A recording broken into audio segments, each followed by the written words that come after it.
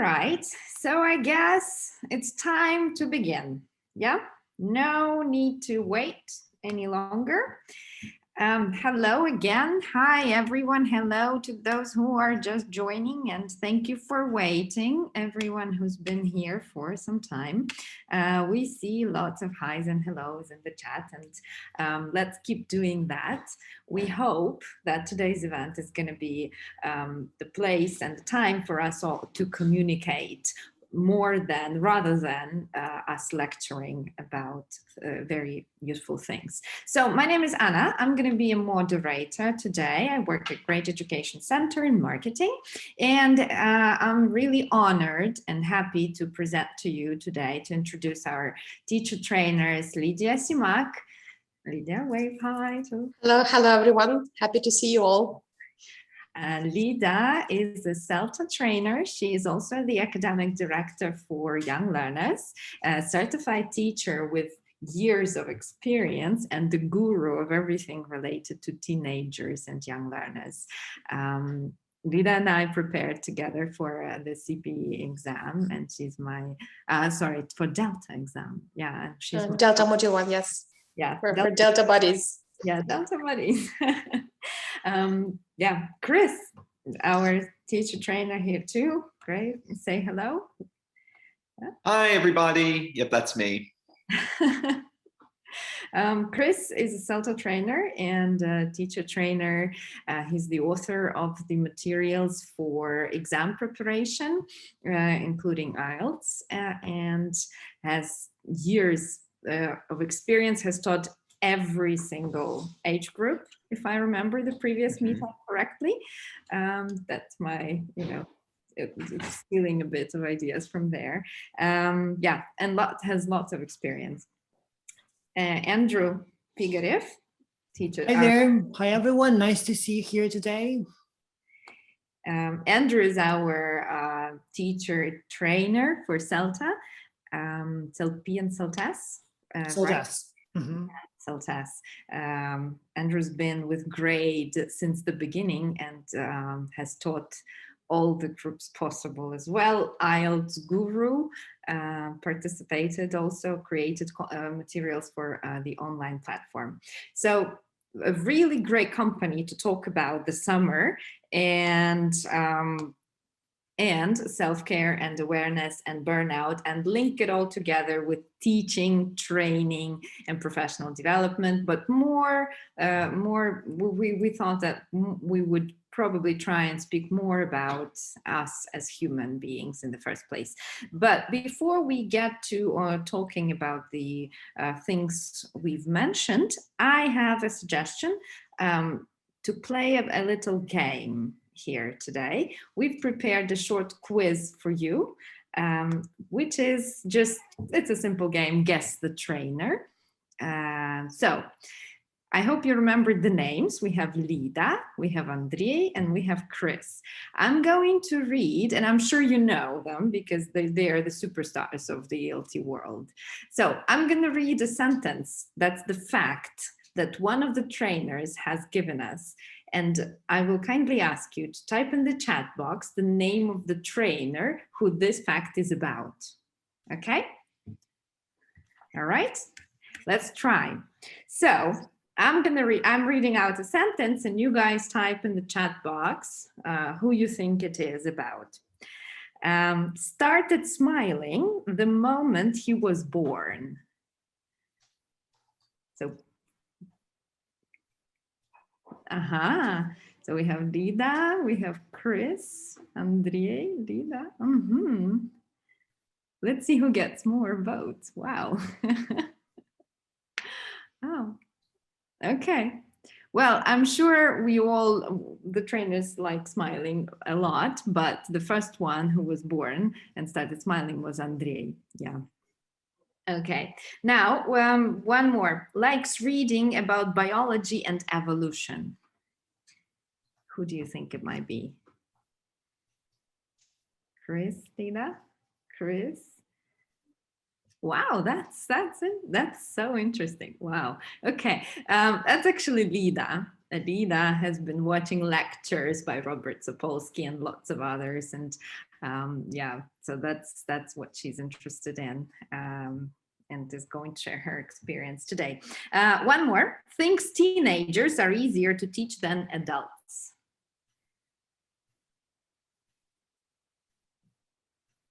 Yeah, Chris. Yes, that's about Chris. Chris thinks that teenagers are easier to teach than adults. Can you imagine? Wow. We can ask him why later. Okay. Then one more. Always falls for pranks and silly jokes. Who do you think it is? Who could? Andrei? Andrei. Andrew. Well, it's actually Lida. Actually, that's about Lida. I wouldn't have believed it too. Yeah, but I am myself like that as well. Yeah. Okay. One more. Started their career with teaching German. Deutsch sprechen ein bisschen. Chris, Andrew, Andrei. Okay. So that's actually Andrei. Yeah, Andrei started with teaching German. And one more, the final one, started their career teaching math.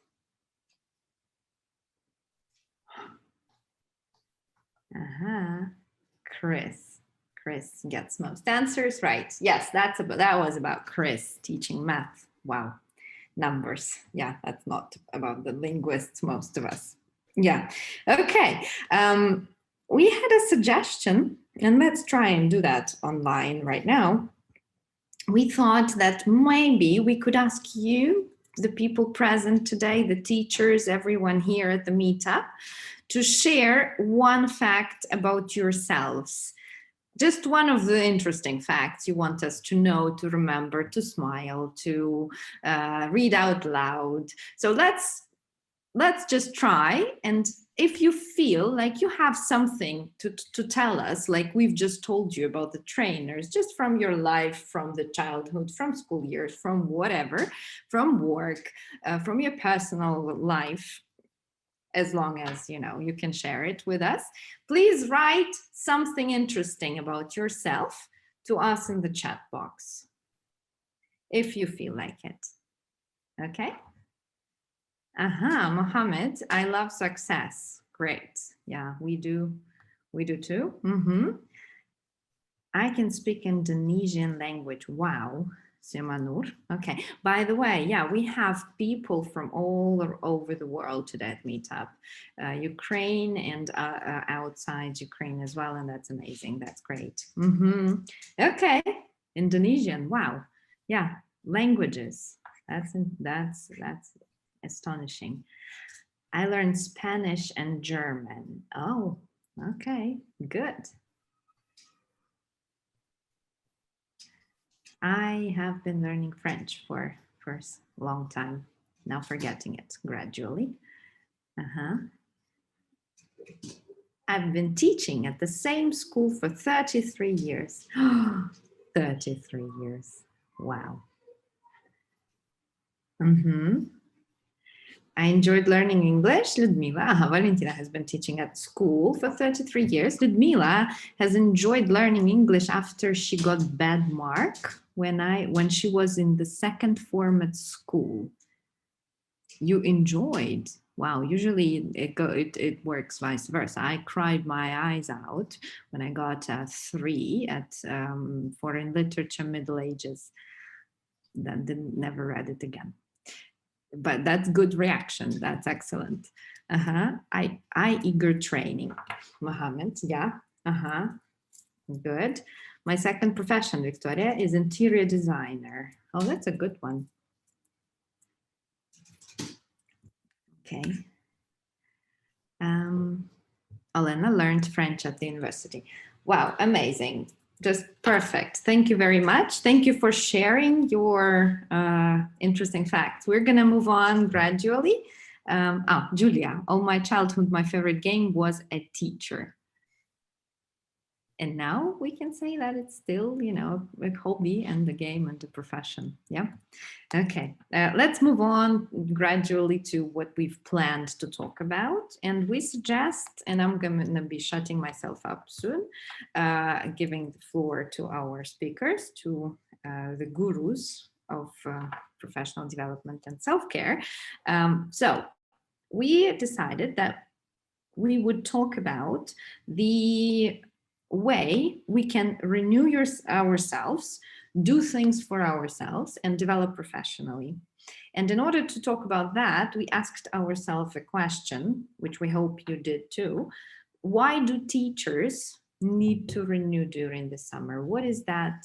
We all need to renew self-care, awareness, whatever. So why is that, guys?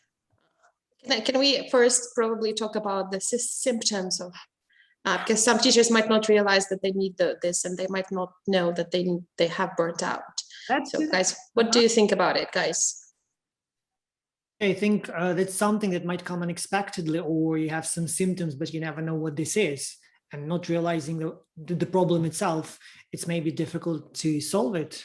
Mm-hmm. But I mean, like one of the symptoms that I have, and I understand that that's a burnout, that first of all, I'm a very patient person. That's why I can teach kids, teenagers, talk to angry parents and so on. When I start losing my patience, this is one of the symptoms that I'm burning out. So maybe there are a couple of yours that you might talk about this, and people will recognize this. That's interesting, because you, in a way, you've just said, Lita, that you kind of become a bit higher energy, aggression, adrenaline, all of this. And for me, it's the opposite. Like, I start losing motivation to do anything. Like, I know, like, when I start getting a bit stressed out, burnt out, like I'm totally unproductive. I can barely make myself do even kind of basic menial tasks. And then things start falling behind, it gets worse. So this could be another way that burning out kind of manifests itself. It could be the opposite, just a lack of motivation to do something. So they're very different symptoms. Andre, what about you? Yeah, I would like to say that I'm on the same page with both of you, because it starts with me in the way of being irritated. So for example, when I have to get up very early during more than a few months, like I become easily irritated. Of course, like I don't show it to anyone. It's like I'm keeping it to myself. But then gradually, I think, Chris, this develops into what you've mentioned. So basically losing some motivation, when kind of you have lots of things to do, you have lots of things on your plate, but you don't have enough time to maybe rest, to unwind, to kind of refresh yourself, right? And when it keeps going, right? So basically it leads to this, not like an absence of motivation, you know, when you have to do something, you kind of force yourself, like Andrew, do it. Yeah, and I would say that this is not like you had a busy weekend, that's why you feel tired. It's something that builds up, and it's something that's been happening for a while. This is important to understand, that burning out, this is not something that happens in a moment. That's usually something that builds up, and it's very important to kind of really listen to yourself and understand, okay, now I have to stop and have some rest, because like sleeping for half a day on Sunday does not give me energy. I'm still tired on Monday. I still don't want to work. I'm still irritated. This is exactly the moment when you need to consider whether everything's okay, and whether you need to take action to actually battle the burnout. Yeah, and I'd like to may I? Okay, I'd like to piggyback on that. So I absolutely agree with Lydia. Self-monitoring is a very important tool, right? No one knows us better than we do, right? So basically, it's very important kind of to trace, like if our condition is getting worse, right? And if, for example, you see some kind of limit, then some action should be done in order to soothe it down. Otherwise, like we might end up like having, I know, like very deep burnout, or maybe even depression or something. So basically knowing our limits, right? And then when you see that this is the limit, take an action, right? And this action might be individual, actually. Okay, Chris, what so just kind of the point, something we often tell our students, just to kind of reiterate all of this, we often tell our students, like, to never kind of wait until the day before to start studying for the exam, something like this. And burnout works essentially the same way. It's not something you're going to fix quickly once it's happening, but rather kind of what we're going to be talking about today, I think, is the ways that we can kind of continuously deal with this and fixing it. things like that.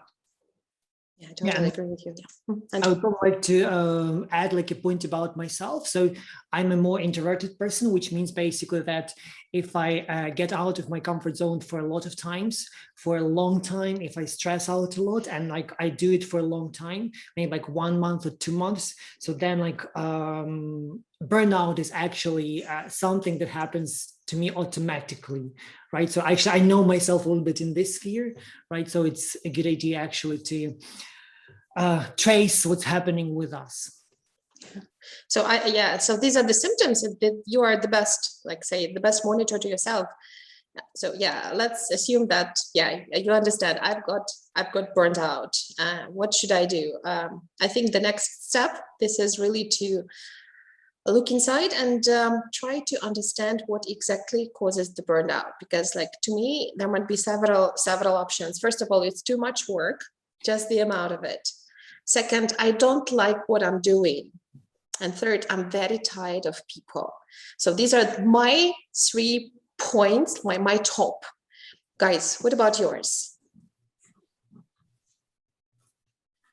So probably I will join in. So for me, I think overworking as well, and in the way of being overwhelmed, you know, like when you have lots of tasks on your checklist, and there are so many of them that you can decide like what to do, which one to pick, what to start with.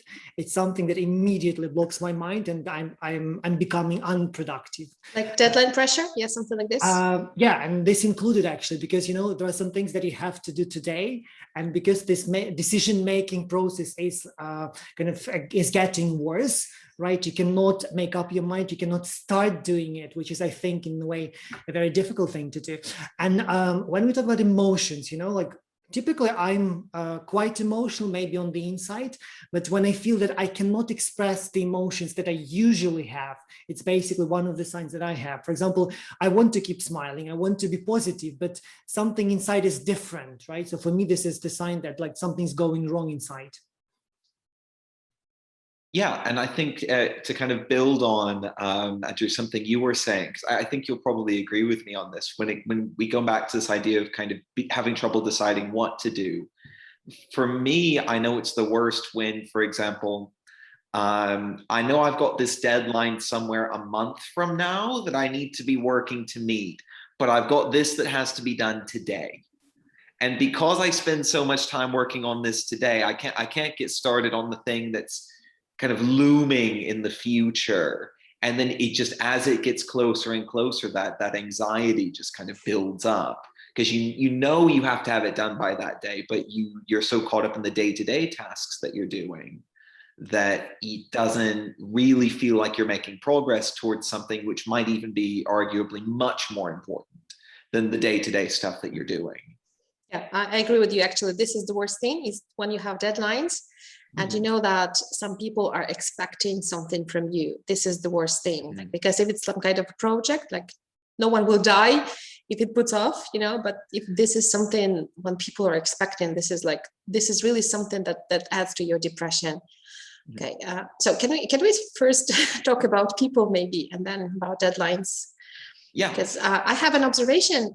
It's like sometimes, especially when I work from home, because occasionally we work from home, I might have like 5 people talking to me simultaneously and asking some urgent questions, and I have to respond to them all. And then I have my husband somewhere talking to me about something that he wants to talk about. And I feel that I'm being torn into pieces. And it is really, really important to be able to talk to the people who live with you, people who are close to you, so that you're not aggressive, you're not being, mean to them or insensitive. This is just something that you need help, and you feel that like you cannot talk to that person. So talk to people who you live with, talk to your friends, so that they supported you rather than, get upset with you when you have such a moment, because this is really, really important, because the deadlines will come and go, and the people you live with, so they stay with you. It's very important if you're being honest with them, if they can understand what you're facing, so they might be able to help, or they might be able to leave you alone in this hour when you're being torn into pieces by work. And Go ahead. Chris. Okay, so what I was going to say is that, well, when we live with people as well, getting on to that, they also, I mean, we have ways of contributing to the stress of the people that we live with. Definitely. And they also, even without meaning to, you know, we do it accidentally. And it's the same thing for the people who live with us.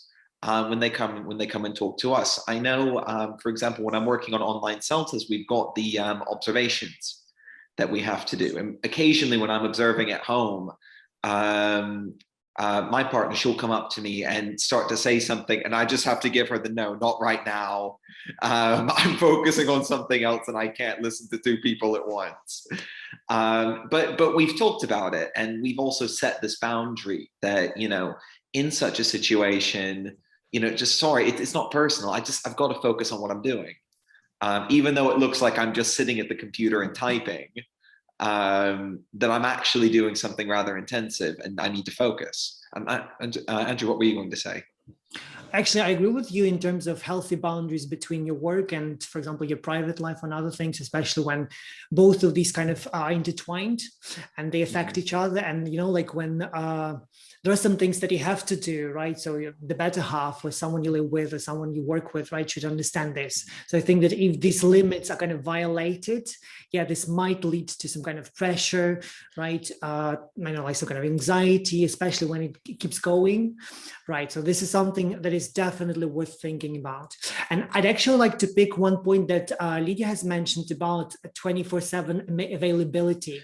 Mm-hmm. That's terrible. I hate it. Yeah, so Lydia, you mentioned about talking to 5 people at the same time, and I'd like to just extend this point. This is about, for example, our communication, mostly probably online, since most of us work in many cases online. This is about, for example, text messaging. This is about replying to emails. So I think one of the biggest problems or reasons even of burnout is actually being available 24/7 and not setting any kind of limits when you are available and when you're not. When this keeps going, so basically then every time you receive a text message on Telegram, every time you receive a notification that you have a message in your inbox, right, you kind of start being anxious at the same time, you know, like I have something important, I have to go there. It's like you cannot feel the moment, you know, enjoy what you're doing, but every time you have this ping, right, you immediately check your messages and everything. So I think this is something that is worth thinking about, and maybe like setting them aside and like saying, now I'm doing this, and after that I'll do this. Now you wanted to say something? Yeah. Okay, can I add to this? Because now I work like as everything, as an academic director, as a teacher trainer, as a teacher. Yes, I always have those private messages, and sometimes Andre is right, it's like a needle under your nail when you just hate it. So my tip for you, for teachers, because I used to be a school teacher as well, so I worked in a regular school for 13 years. I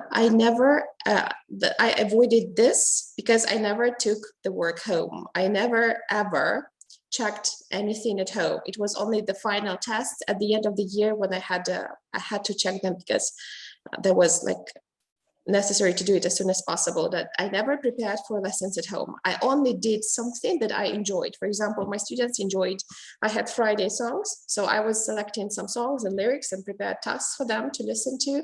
So that was something I really liked and I enjoyed doing at home. I never did anything that I hated about work at home. And actually that was a happy time because I was a teacher and nobody disturbed me. They didn't write private messages to me. So now I cannot avoid this, but you have to have some healthy, natural boundaries. Do not bring work home, because this is one of the means to really stay sane and avoid the burnout. Yeah, Anna, go ahead, jump in. Yeah. We cannot. Sorry, Anna, we can't hear you.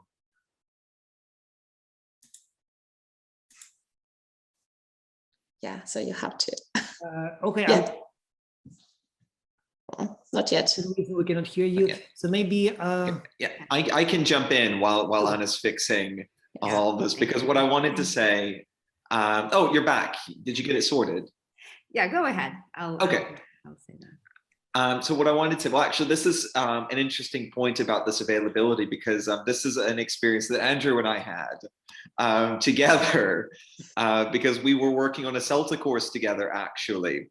And we had this assessment from the external assessor. He comes in, he checks the course, talks to the candidates, makes sure everything's okay.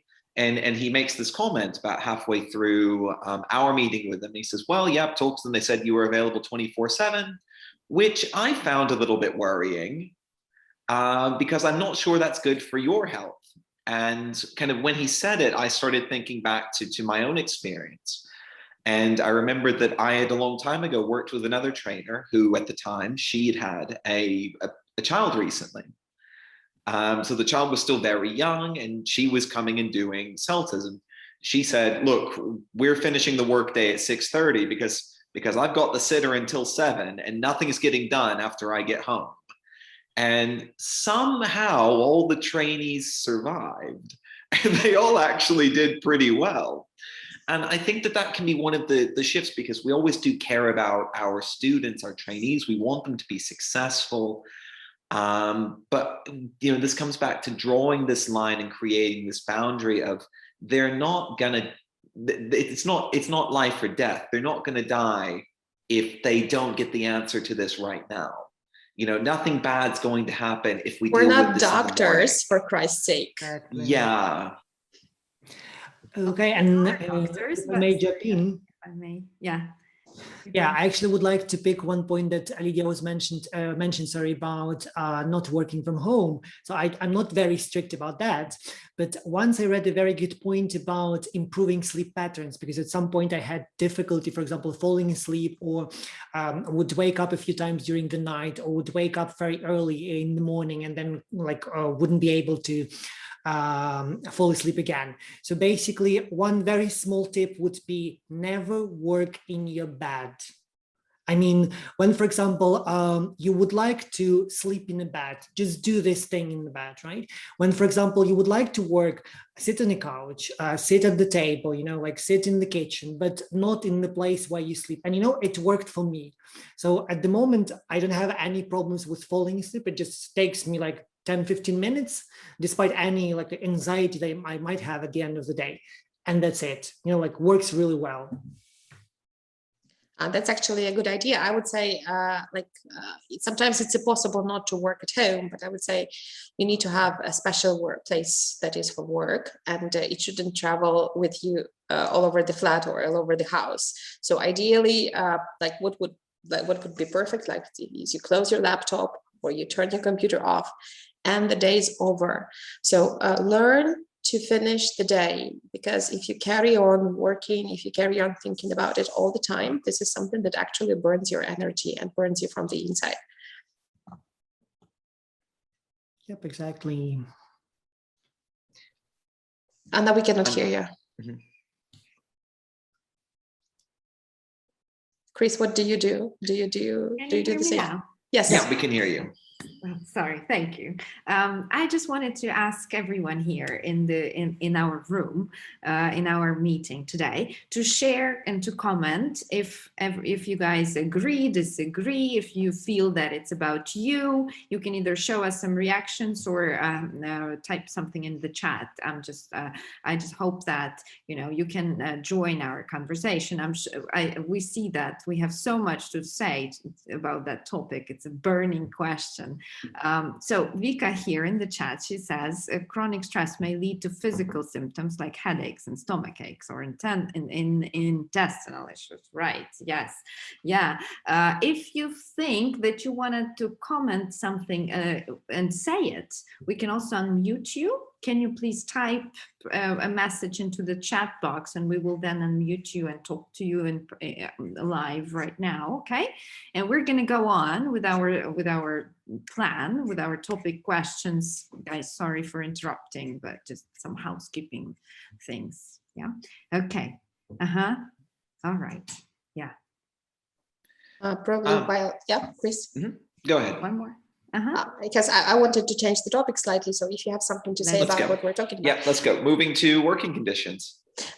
There's one more thing I wanted to say, because for some teachers, they have a slightly different situation, because they might have little kids, for example, that drive them crazy at home. Let's face it, it's quarantine time, not that many places to go to.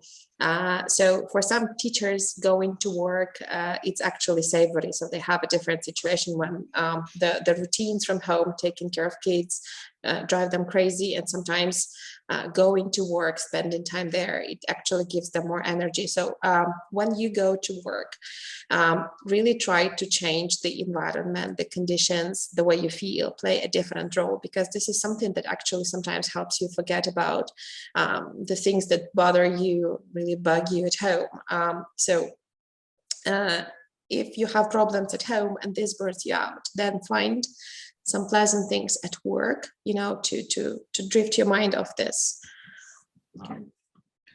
And that's a really interesting point, because this is something which as soon as I say this, Andrew, you and Lida are going to laugh, because you're gonna see right through what I'm saying. But one thing that I've tried to do, which has made a big impact on my own kind of health, is just trying to complain less. Because it's very easy when that's the look of disbelief. Because I'm a complainer. I'm one of these people who I wouldn't say that. I would. I like to complain about things, and sometimes it's nice to vent. It's nice to, get something off your chest. But in lots of cases, you're also missing all the good things because you're focusing on the bad. So it may not even be a matter of, oh, this student did this today and this student did this today. Oh, I'm so sick of this one. If I could, I'd just toss him out the window. No, but you're also missing all of these moments when they're working hard. They're doing things diligently. They're doing good work, which is usually the majority of the time. So trying to focus on saying positive things about your colleague, your work, your students, and most importantly, yourself. Because as you say positive things about yourself, and they don't have to be very arrogant things like I'm the most attractive, smartest person in the world, but just talking about yourself in a positive way, you will eventually start to feel this way.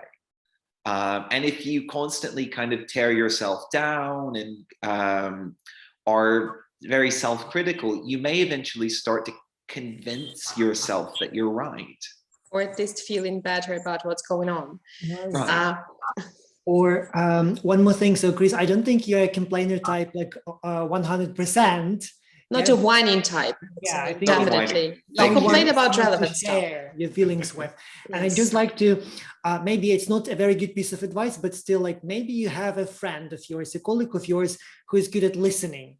Right? Sometimes, like when you have bad emotions, bad feelings, you need to share something that happened to you, maybe complain even, right? There are some people who can stand this. And even more importantly is that these people can show you the positive side of what has happened, and this helps actually see not only things in the negative light, right? But look at it from the perspective of something good. And this is what helps, for example, in such situations, because I know that sometimes I need such a person and sometimes I am such a person, right? So when you know someone like that, it would be really useful. Yeah, and a psychologist can help, of course. And that actually makes me think of one other thing that I've noticed, and it's something I've noticed this in CELTA trainees who started to get burned out. I've noticed this in myself, is that we very often tend to equate our work with our sense of self. Like we say, like, I am a teacher, so if I have a bad lesson, this reflects badly on me as a person. And even if we don't say it that way, we often think that way. And I think this idea of separating what we do from who we are as people, and this also has this kind of knock-on effect of, when the naughty student does something bad, it's very tempting for us to want to take it personally. And in reality, they don't care enough about you for it to be personal, at least not in that moment. Because they most likely weren't thinking about anyone at all except for what they wanted to do. So I think this idea of not taking things personally, just accepting, okay, this happened, not great, but this doesn't reflect who I am. And it's not connected with me as a person. It's you know, at the end of the day, it's a job. Yeah, definitely. I have also, I can add to what you're saying, Chris. First of all, yeah, this is a natural human nature to remember the bad things and not remember the good ones. So when you travel in, I don't know, on a bus to work, you will remember a person who stamped on your feet. You will not remember a guy who smiled at you, something like this. So I have, I think everybody knows about this colonel from the US who was the Marine captain, and he wrote a book, Make Your Bed Every Day. And I listened to his lecture, and he said that make your bed every day, because it gives you the sense of achievement, and this little achievement will inspire you for the whole day. I haven't used this advice as it was, but I started looking at things a bit differently, because there are things that I just hate doing. For example, I hate washing up; it just drives me crazy. I like Agatha Christie, you know, but like seeing that clean dishes gives me a sense of achievement. And this is the same when we talk about some chores at our work that we don't like doing, because I'm sure there is something, I think that most of us, all of us, like being teachers. That is actually, that's a cool job. I mean, this is very rewarding, but there are always small things that we hate. And I look at them from that point of view. When I have completed them, it gives me a sense of achievement, and I know that I don't have to do it anymore. It's done. So maybe it will also change your mind about some small distractors, like irritating things, and it will save your energy and like keep you, well off for a long time. Right. And continuing the topic of taking things personal, and probably the mindset, like something that I learned probably right when I became a salary tutor in 2016 was about comparing myself to other people. Often don't we do it like by default, when, for example, we see someone who does things in a brighter way, in a quicker way, in a more effective way, they're more successful, but you never know what's behind it. People take years to become better. Yeah, you never know what happens, for example, behind the curtain, right? So basically, how much effort you do. You don't know how much effort the other people do, right? So basically, compare yourself. I know that everyone knows it, but not many of us actually are aware of it, or at least kind of not try to put things into practice. So basically, if I'm better today, I'm better than I was yesterday, right? Some people can become actually much better and much quicker, right? But why is it important to me? Why am I not looking at how I improved, what I improved, right? So basically thinking about yourself, your success stories, even mini stories like this is much better than actually comparing yourself to others, because I think there are like billions of people, not billions, okay, almost 7 billion people who might be better than me in many things, right? But I know what I can do well. I know that tomorrow I will do this thing well. And this gives me this feeling of kind of, self-content or like confidence, right? So basically I'm within my limits. Right, I know my limits. Right, I cannot jump over my head like. And you don't have to actually. The limit, yeah. Sometimes we can and should, right? But you should realistically understand like what you can do, cannot do. What are the limits, right? Resources that we have. So things like these. Compare yourself to yourself, because there's always someone younger, richer, more beautiful, slimmer, and so on. And so what? You're the only person you have, so you're the best person you have. So, and even the smallest step that you make, you have to praise yourself for that. You have to respect yourself, love yourself, not being an arrogant creature, but guys, being realistic. This is what yes. Valentina mentions. Yeah. If I may, the chat is booming with comments, and okay. I'm just smiling. I can't stop smiling here from how many things our teachers and people here are writing. So let's just take a look at the comments. Perhaps you can also comment and say something on that. So Diana, she says that supporting people around you is your power. Yeah, Yelena agrees as well. She personally experienced lots of examples that we've mentioned. That's great. Simanur asked if we have any suggestions or advice for new teachers. So let's remember that question. So then prioritizing Diana's advice, prioritizing tasks, low stakes, don't pay much energy, middle stakes, you can delegate the task to or pay someone, high stake, focus 100%. That's the Eisenhower's square or quadrate, if we may say. Yeah, the power of positive thinking is immense. Mine, yes, Mina or mine. I'm sorry if I misspelled the names. Julia, psychologist can help. Yeah, psychologists right now, they are becoming more and more popular. More and more people are interested in that topic. Larissa, the main coping with stress strategies to fall in love with yourself and forgive yourself for failures, if any. Victoria, making bed every morning is a great idea. That's a good disciplinary. Washing the dishes habit. every morning in my case. Right. Yeah. Yeah. Absolutely. Yeah. Or realizing that if you don't do something, that's okay. That you have the right to. Yeah. Mina, nobody likes complaining people. They are not good companies. Okay. Well, if you can joke about it, people actually love you. Right. Yes. Yeah, Irony, self-irony. Yeah. And of course, we can talk about people who complain all the time and who complain just because they have a reason for it. You know, like when it happens, like occasionally, I don't see any problem with that, right? Yeah. Ludmila, when I feel tired or burnt out, I read messages from my students, their thank you messages, which inspire and motivate me again to teach. Positive thinking is a great thing. And can I add to the last comment? Actually, on my phone, I have a folder called Proud. And whenever I get any good words from my students, trainees, or anyone, I actually make a snapshot and save it to this folder.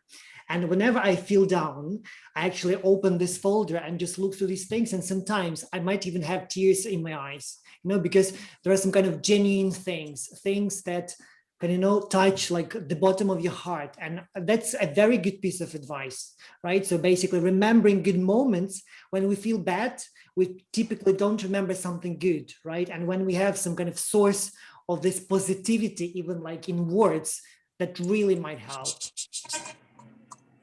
Yeah. Yeah, agree completely, absolutely, yes. Diana, we can, Diana says that we can also count I'm sorry, we can also count or write names of people definitely who definitely love you. Read this list and feel that love. Yeah, it helps. My personal experience as well proves that. Realistically is a good word. Valentina was commenting on what Lida was advising. Okay, so those are all the comments. Please share more with us. That's just great to have some feedback. Or unmute and let's talk here together. There was a question. Let's take it from there. Yes, and then perhaps move on to the next point. Yeah. So the question about new teachers, right? Yeah. Advice to new teachers. Yeah, so may I start here? So I have basically, maybe this would be a good idea for many of us who start doing something new, finding a mentor.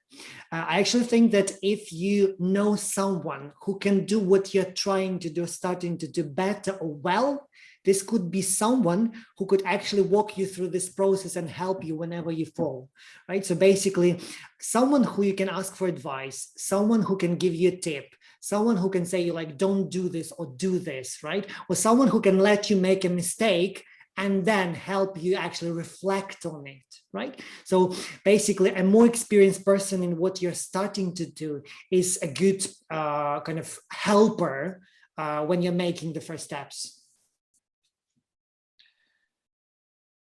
Yeah, if I can continue then from that point. I think as I was a new teacher, I still remember a couple of the things that worked for me. And that there are two things that I think really kind of reduced the amount of stress on my side in terms of avoiding burnout. I think one of the things was leaving yesterday in the past. What I mean by that is when something goes wrong, when something doesn't work, Because when you're a new teacher, kind of the percentage of things that don't work to the percentage of things that do work is not what we would like it to be. I at least had that experience. But okay, something bad happened yesterday. This activity didn't work yesterday, whatever. Great, leave it in yesterday. Yesterday's lesson didn't go as planned, but that has no impact on today's lesson. Today is a time when you can undo everything that you did before, and giving the same right to the students. And if the students, maybe they were misbehaving yesterday, but you know what, today it's a new day. I'm going to judge them on what they've done today. And I found that this reduced a lot of my stress in encountering with the students. And I think the other thing that I did, which maybe not for new teachers is good advice, but for people who are already kind of have a little bit of experience, is setting time limits for things.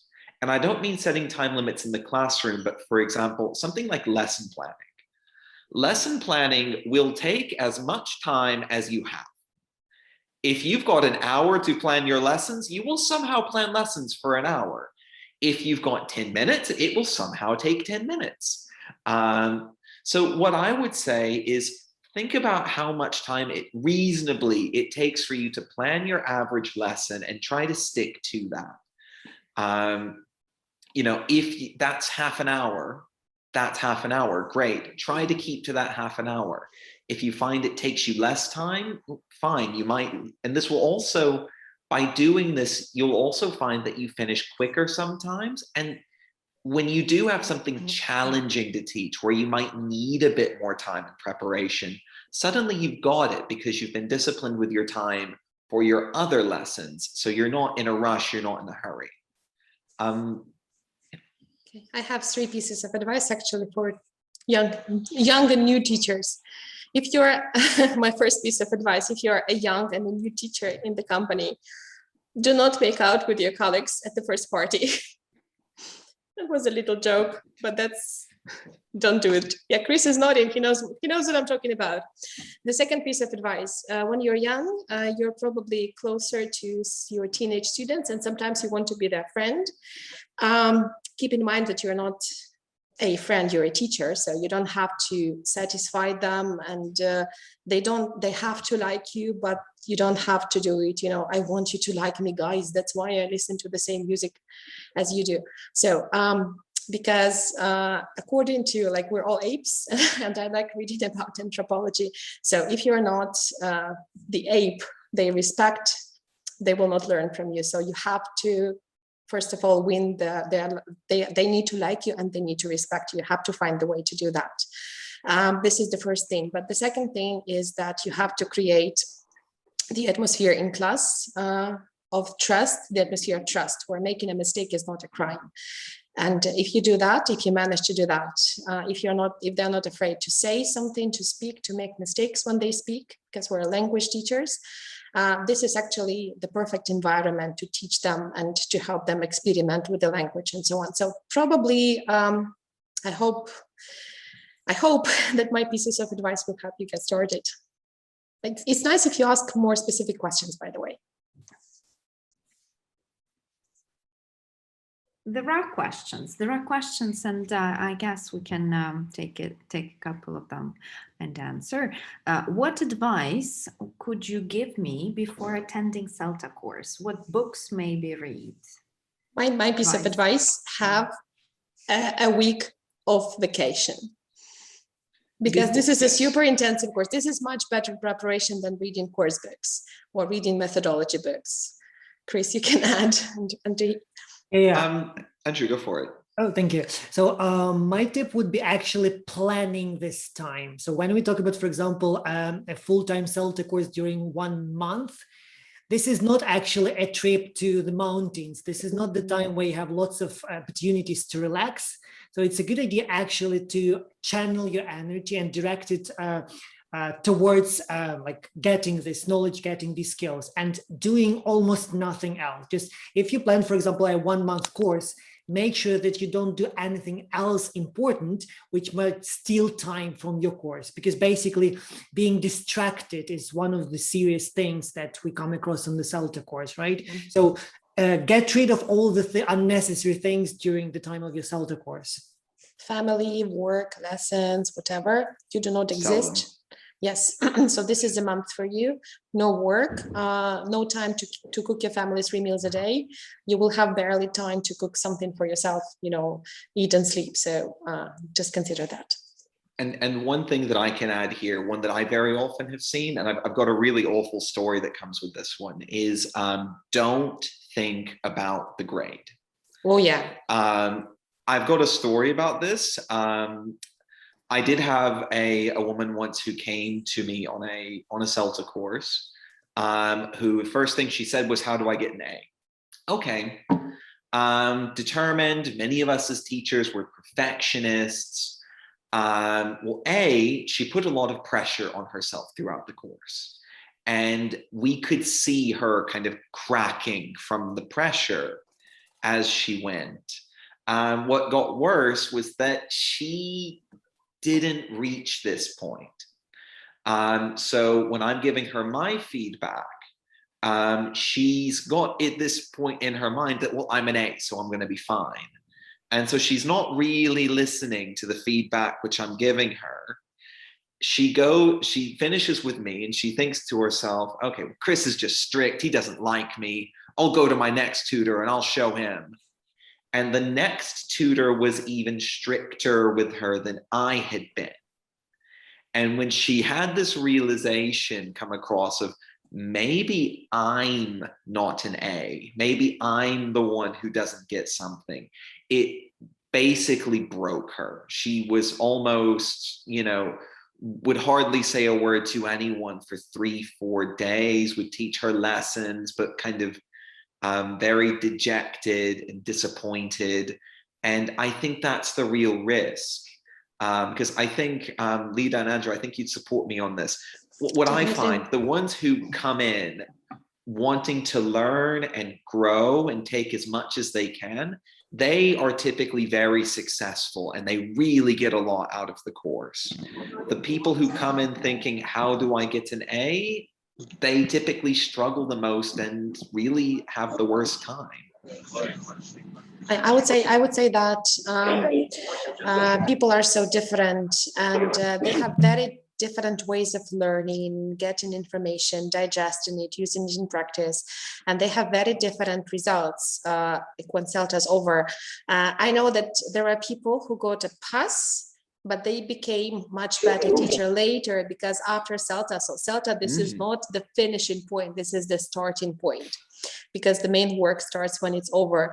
And I know that a lot of people who didn't get any specific grade, they became wonderful teachers, teacher trainers, and like just wonderful. And I know people who reached an A or a B, and there was no development afterwards. So this is the problem with our perception of grades, because we think that the only good grade is A, B is okay, and pass is, oh, come on. No, so pass, this is a very good grade. It means that you're a CELTA certified teacher, you meet the criteria, you can teach. A and B, it means that you're doing some things much better than expected, like at this part of the course. But it doesn't mean that you're failing if you're not getting an A or a B. If you get a pass, that's good, that's success. And I actually can relate to both stories, and I'm a real example of someone who was asking my tutor during the interview what I should do in order to get an A. I wasn't very much grade driven during the course, although I had this idea that I'd like to get, for example, a high grade or something, right? But I ended up getting just a pass. I was a bit frustrated because of that, but I saw that some people were stronger, but I just didn't realize what criteria or what the assessment was like, what were the real points behind them, and I agree with Lydia. So there are some people who, after just passing the course and getting a pass, can become much better teachers right after the course. And I had this story myself, the first year after graduating from the CELTA course, I actually worked really hard towards implementing all these techniques, and actually I felt this progress myself. And now I'm proud of myself because I just got a pass, but now I'm a CELTA tutor. So I think this is something that shows that people with the right attitude, or maybe like rethinking their attitude, can still get the best of what they can from the situation. Yeah, because this is not how you finish CELTA. This is how you work afterwards. So that is what matters. So do not think about grade that much.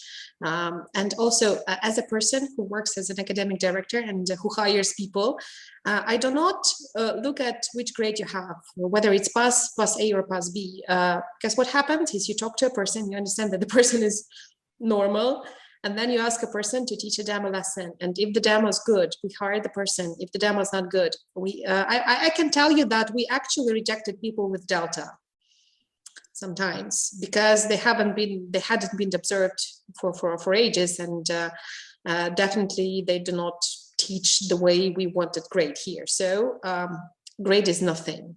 This is what you do to develop as a teacher after you get the grade. Anna, what do you want to say?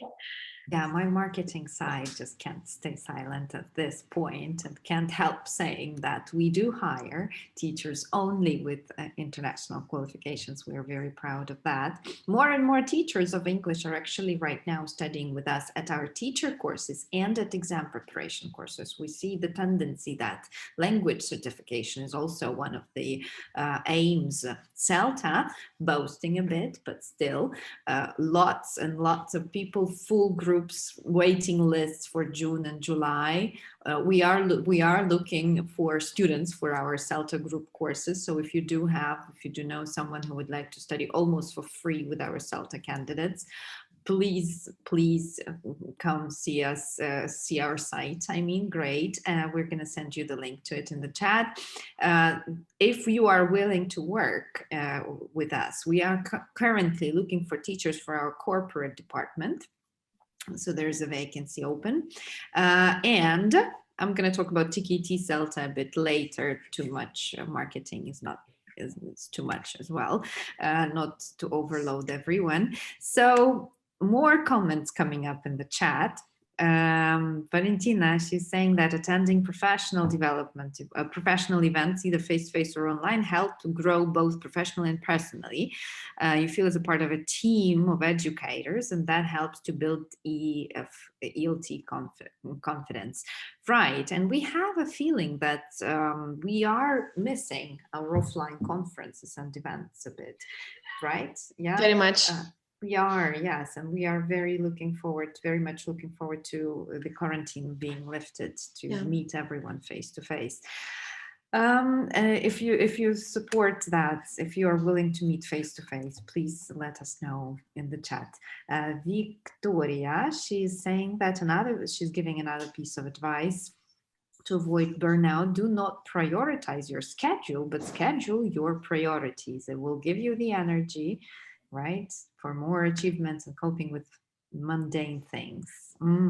Great. It's a strategy when you know, for example, that you have some spheres where you'd like to maintain some stability, for example, family, relationship, work, let's say, entertainment or something, right? So basically, you know that you need to pay some attention to each sphere, right? So schedule something from each sphere. Yeah, that's a very good point. Yeah, absolutely.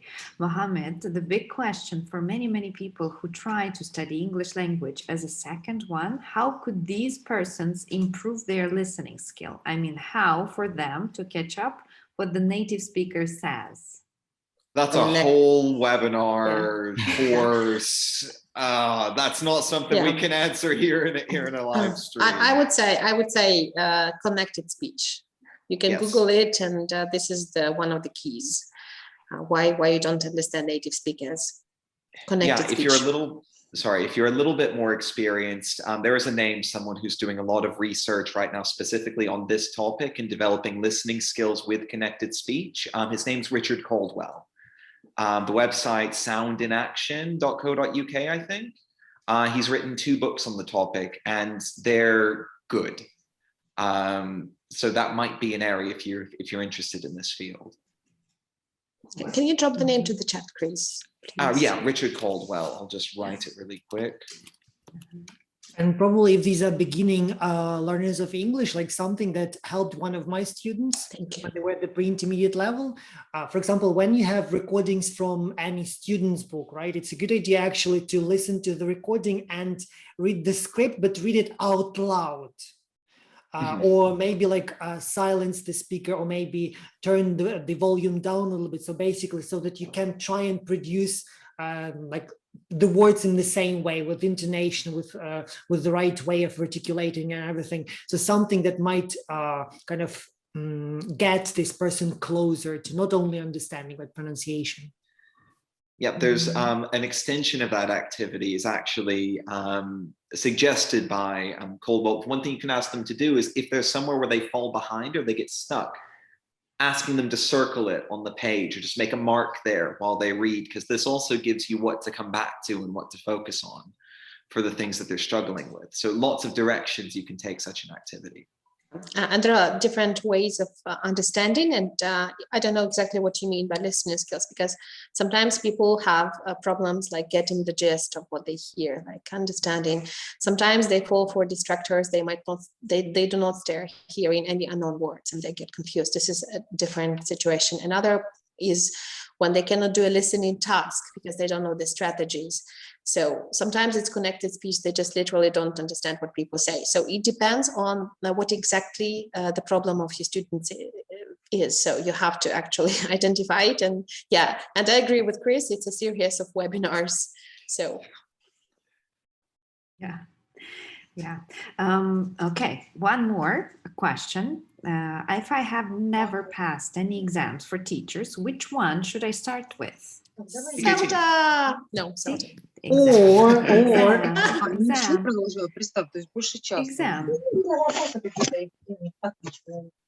Yeah, so it might be a good idea if we talk about, for example, exams for teachers as like professionals.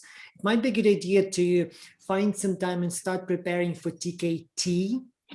And actually, when we talk about TKT, it covers like a whole bunch of ELT topics, right? And what is good about it is just like it's categorized, systematized, right? And when, for example, you buy a course book, when you start looking through things, like as teachers, we know a lot, but probably something is forgotten, something is not put in the right place. So this is something that might be a good springboard for actually refreshing some stuff and then improving understanding of some stuff, and as a result, teaching.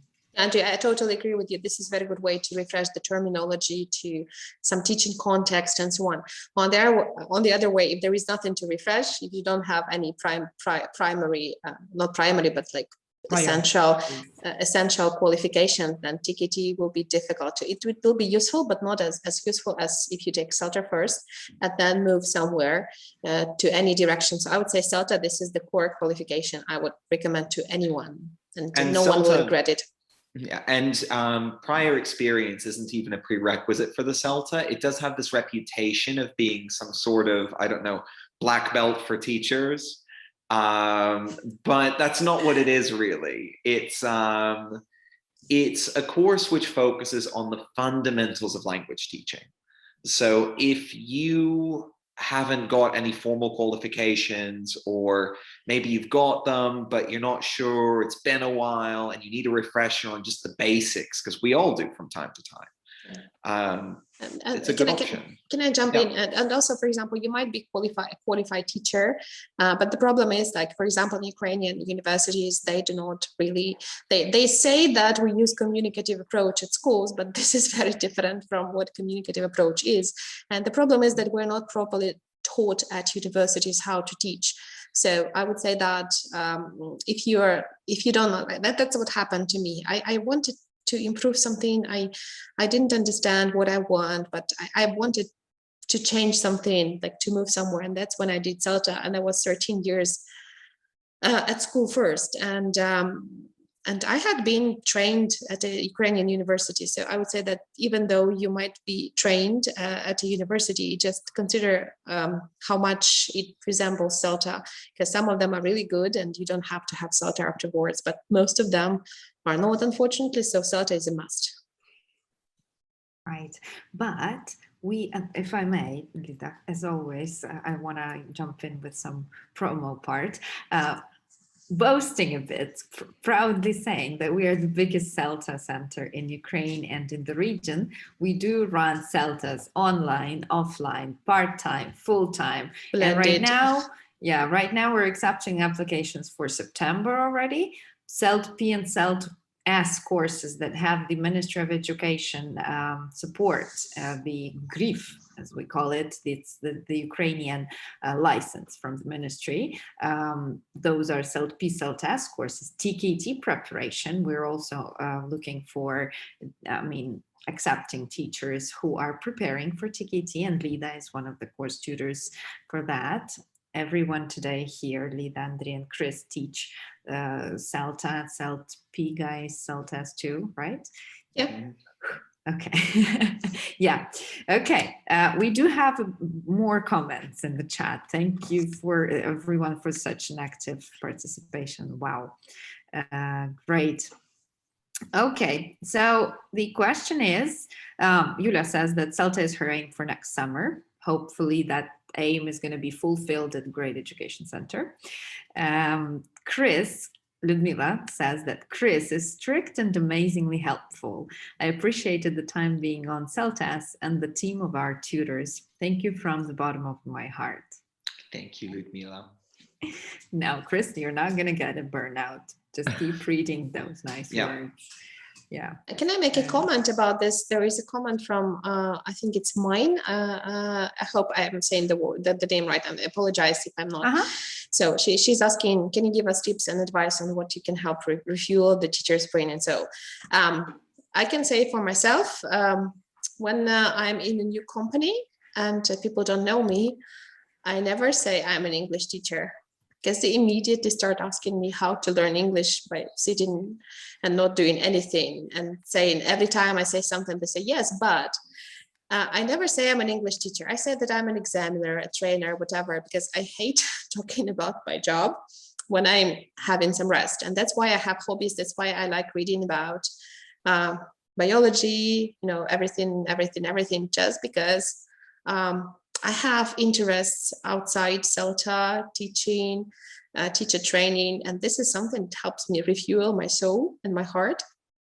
For example, I like one of the activities that I don't do any sports, unfortunately. No, I think it's a good idea, but my sport is like I'm planting a teeny tiny garden at my balcony.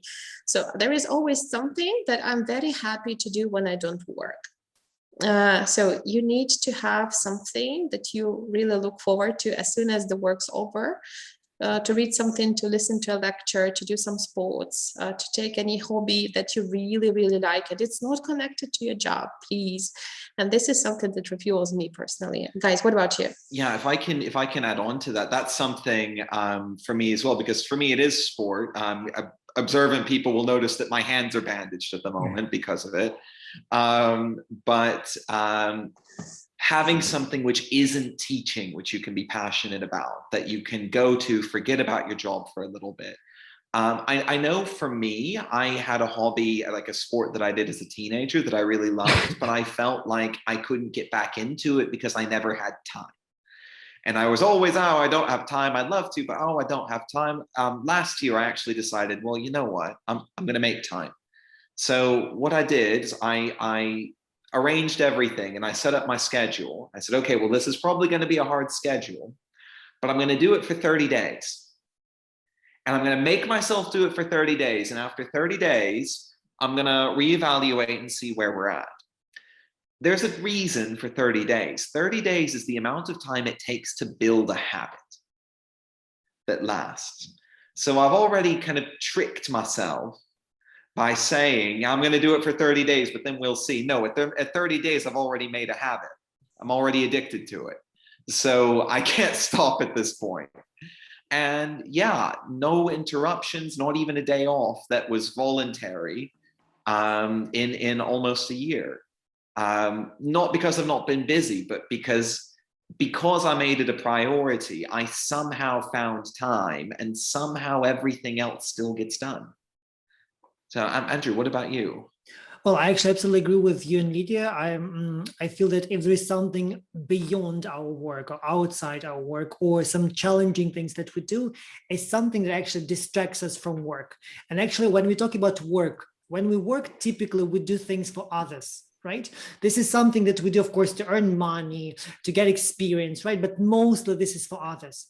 But it's always important to keep a balance of things done for others and things that we do for ourselves. And as Victoria mentioned previously, we need to schedule our priorities. So if we feel that this is an imbalance of things for others and for ourselves, how about thinking about what I can do for myself, what I like, what I enjoy doing, what I get pleasure from, what I can do to relax and forget about my work, and in this way actually boost my energy, recharge my batteries, right? So maybe it's about brainstorming.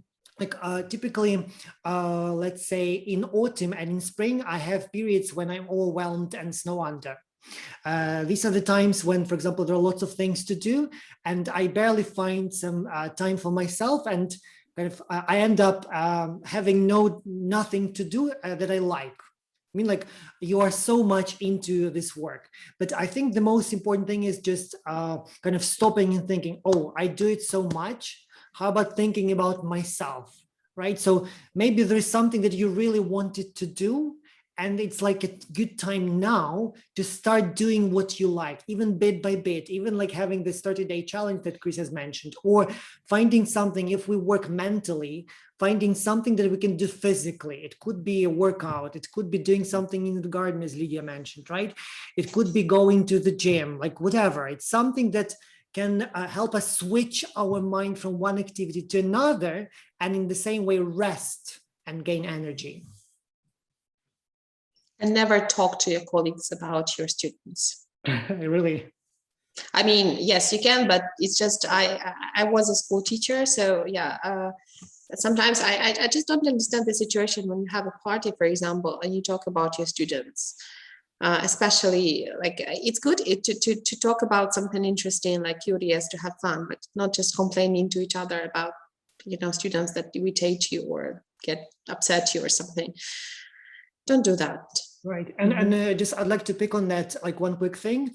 If you feel or notice or monitor yourself thinking about work outside work, that might be a good signal to think about yourself, and maybe it might be kind of a step towards burnt out. Right. So let's try and monitor ourselves and not get into that. Chris, there is a question to you in the chat. Yeah, what makes teaching? Yeah, thank you, Oksana, for the question. That's a but very I good think we question. could open this up to everyone, because there are, of course, different age groups that we find more or less stressful. When I started teaching, I thought it was adults that were the least stressful, but now they're the most stressful because I work a lot with C1, C2 level students who are very demanding. So for me, I like teenagers because I have the emotional maturity of a 10-year-old. So that's I can relate to them. I understand how they're feeling, what they're going through. And I kind of understand what makes them tick. I understand how to get them to not necessarily like me, but respect me, by a lot of being honest with them, by a lot of, doing what I say I'm going to do, being fair. Little things like fairness and honesty go a long way with teenagers. Adults sometimes have not learned the concept of fairness or honesty, and it's a bit late to teach them. So that's why I find teenagers a little bit easier. But let's do this then. Maybe Andrew, Lida, maybe you've got some tips. Maybe there is a certain type of class which you find more stressful than others. So what would that be, and how do you deal with that? So I would say, yeah, I also like teaching teenagers more, because to me it's easier. Classroom management is easier with them, and it's to me they are not usually biased, and if they are biased, it's easier to break this. Because they, like, when you have a class of adults who don't care about each other and about you, who can just start talking on their phone in the middle of the class, who do not give a hoot, and they don't do homework, or they don't do what you say. It's actually very difficult to change anything unless you persuade them. And a lot of them are impossible to persuade. When we talk about teenagers, they actually do what you say. If you have the right classroom management, if you have the right routines, rapport, they will do what you say. Not like there are different difficult cases, but I would say that almost any teenage class is better than an adult class. So I totally agree with Chris. Okay, as for me, actually, I really love teaching adults and probably a bit more than teenagers. And something that I would like to just to mention about teenagers. So maybe understanding them is actually at the basis of working with them. So just a little quick story about myself. Remember at the beginning, there was a point about me that I started as a German teacher. It's true. Actually, I started teaching like when I was in the fifth year at the university, and I had no understanding of how to work with teenagers. I mean, teaching is one thing, right? But how to work with teenagers as people, as like young adults, right? But their psychology, what you should and shouldn't do, how you should and shouldn't react, right? And when you start understanding basically like why they react in some ways, why they misbehave, like I absolutely agree with Lydia, classroom management is actually at the heart of many things, but understanding their needs, understanding basically if maybe a teenager needs to be praised, or they need kind of some individual talk, or they need more attention. Misbehaving usually is a sign of lack of attention. Right. So basically, it depends. Yeah, but you know, like if you're naughty, right, there is a reason for that. Yeah. Mm-hmm. So Yes. if you understand the reason, I mean, like about understanding, right? So maybe then you will be better able to find how to cope with it, right? Mm-hmm. So this is basically about the psychology more at the basis rather than teaching as such. I can add actually, I had a couple of stories that I remember Andrei mentioned that he's proud folder. There are a couple of stories when I remember that I helped teenagers just because I have more experience and more understanding of what's going on at human relationships, because they're very immature and they need to be treated like adults. They want to be treated like adults, still they're kids, and sometimes they do not have enough experience and understanding of what's going on. For example, I once had a story that one of my teenagers got really upset, and when I talked to her, she was an A student, brilliant girl. And she said that her parents had been really angry with her recently. She doesn't understand why. And I said, is everything okay between them? Because sometimes the parents, when they have problems in their relationship, they get to kids. And then a couple of lessons later, she came to me and she said, yes, you're right. They have problems and that's why they were angry with me. And then I said, so you see, it's not your fault. So something like this, I've had a couple of stories like this, and this is very cool if you can help your teenagers, because there is something they can never figure out themselves just because they're immature.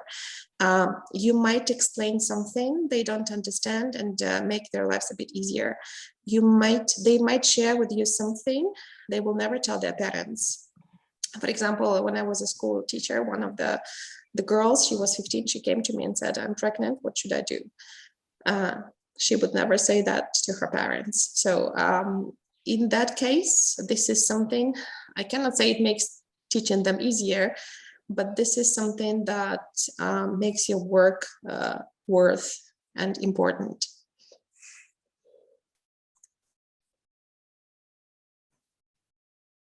Looks like you've said something important. Wow. We have a silent moment. Yes. Yeah, a bit emotional. Yeah. Okay. All right. So it's been an hour and 20 minutes since we started. I would suggest taking questions if there are any. If not, wrapping up a bit. But I'm sure we could talk for hours. I mean, we can start planning meetup too and continue talking, because we haven't covered half of the plan, if I was following correctly. We have so much more to say. Yeah, so we do hope that it's not the last time we see each other with everyone today. So if you have questions, comments, please share in the chat box. I'm just going to say that we are going to send you follow-up emails, as always, with all the materials from what we've talked about. I've sent some links in the chat to our sites, the courses that we've run, and all the other useful materials. Thank you. Thank you. Simanur, thank you so much. We will be sending you the recording and the materials and the certificates. We will be happy to see you at our events. We are planning something special for July and August. We are negotiating now with the trainers, and please follow our news Facebook page. Great Teacher Training is the place where we post all of the information for teachers. I'm going to send the link in the chat right now. So please do visit our site, and in case you're interested in exam preparation, let us know. We do have a partnership program, and we will be sending everything to you in a letter as well. There are some comments, some more comments. Oksana is saying something. Do you guys mind if I read? No? Can I comment Oksana's message? Yeah, please do. So I think that you really need someone to observe you and to see what's wrong, because there might be some small thing you might not realize, and you don't really need to entertain them that much. But find a really experienced colleague who might observe you and tell you what you can improve. Yeah, and if I can add to that, kind of building on what Lida's saying, I'd ask them to really look at your context that you're setting and the way that you're setting up tasks and activities. Because if we present even something boring as being something really interesting, something I learned from teaching kids, then we can trick people into thinking it's interesting.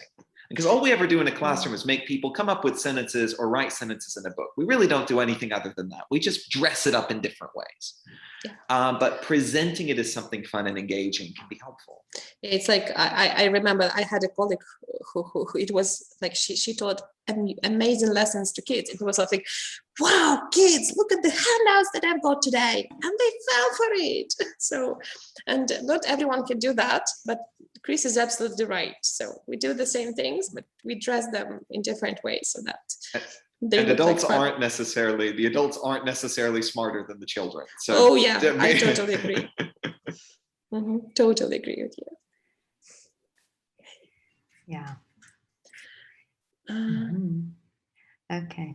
Yeah. So yeah, that's basically it, right? No questions. I'm gonna be saying goodbye, saying thank you and much. Say goodbye. Can I just have a final comment? So something that I had in mind, but I didn't mention it.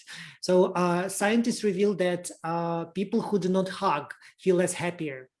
Right? Oh, that's true. That's true. Hug. Basically, they say that if you hug at least 7 or 8 times a day, you feel much happier. So basically, I wish you to hug every day as many times as you need, and feel loved and love people. Yeah, physical contact is very important. So with people you love, yes. So hugs to everyone. Yay. And thank you so much for being here today with us. And we'll see you soon. Yep. Thank you. Take care. Thank you. Thank you. Thank you very much. Hope to see you at Great Education Center. Thank you. Thank you. Thank you. Maram, Maram's asking, where shall all the material come? I'll just stay here, hang out, perhaps just to answer. Let's do together, if you don't mind, to answer questions if there are any. Where will you get the material? We will email it to you when you were registering for the webinar. We have your email, so we're going to send everything within the next couple of days.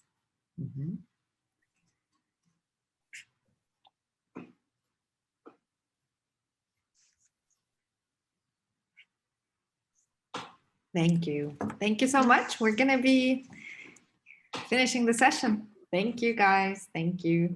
Yulia has 3 certificates of TKT. Wow. Yeah, that's cool. There are 2 more. YL and Cleo.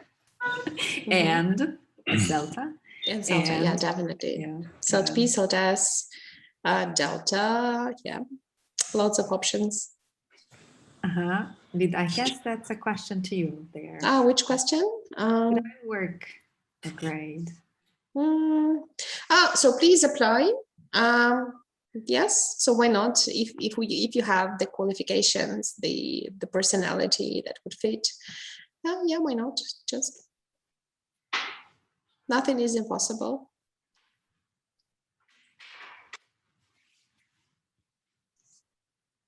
Thank you.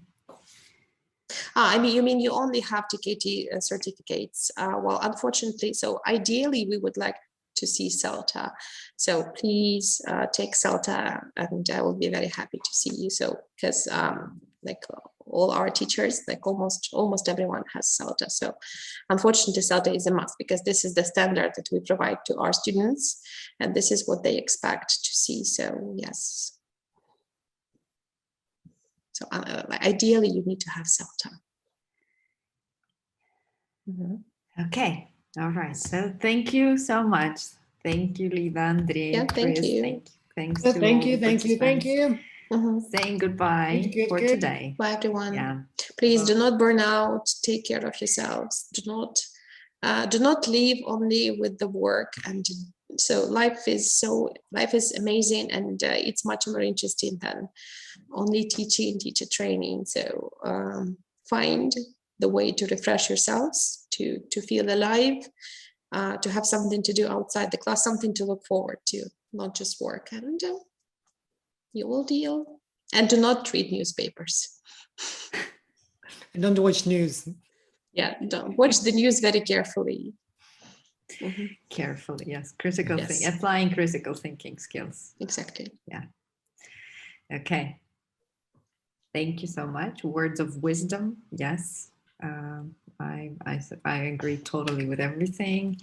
Thanks a lot. Have a great evening. Have a great summer, and hope to see you guys at our center. Thank you.